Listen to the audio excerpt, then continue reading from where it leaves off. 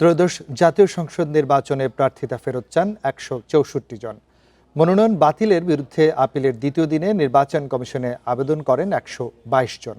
প্রার্থীদের বৈধতা দেওয়ার ক্ষেত্রে ইসির পক্ষপাতিত্বের অভিযোগ এনসিপির মুখপাত্র আসিফ মাহমুদ সজীব ভুঁইয়ার। ইসির বিরুদ্ধে বৈষম্যমূলক আচরণের অভিযোগ স্বতন্ত্র প্রার্থীদেরও। রাজধানীর আগারগাঁওয়ে নির্বাচন কমিশন কার্যালয়ে চলছে ত্রয়োদশ জাতীয় সংসদ নির্বাচনে মনোনয়নপত্র বাতিলের বিরুদ্ধে আপিল। মঙ্গলবার দ্বিতীয় দিনে আবেদন করেন 122 জন। এ নিয়ে 2 দিনে মোট আপিল জমা হলো 164টি। আপিলকারীদের বেশিরভাগই স্বতন্ত্র। তাদের অভিযোগ, নানা জটিলতায় ফেলে স্বতন্ত্র প্রার্থীদের নির্বাচন থেকে দূরে রাখতে চাইছে কমিশন। সমস্ত কাগজপত্র দিয়েছি, কিন্তু 1% সংখ্যার যে সিরিয়াল আছে 1, 2 থেকে ক্রম নাম্বার, এই ক্রম নাম্বারে কোথাও একটু তারা ব্রেক বলেছে। আমি সেই ব্রেকটাকে চ্যালেঞ্জ করার পরে পৃষ্ঠা ওয়াইজ আমি মিলিয়ে দিয়েছি, সুতরাং সেইখান থেকে শুনানিতে ওইটা বলে আমাকে বাতিল করেছে। সুতরাং আমি মনে করি সকল স্বতন্ত্র প্রার্থীর সাথে এটা অন্যায় হচ্ছে। 1% আমরা জমা দেওয়ার পরে এখন 10 জন যাচাই করার পরে বলতেছে আমরা ওদেরকে ওখানে পাইনি।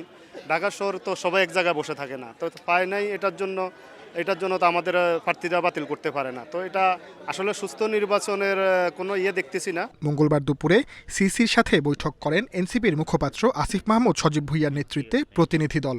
বৈঠক শেষে আসিফ অভিযোগ করেন, প্রার্থীদের বৈধতা দেওয়ার ক্ষেত্রে পক্ষপাতিত্ব করছে কমিশন।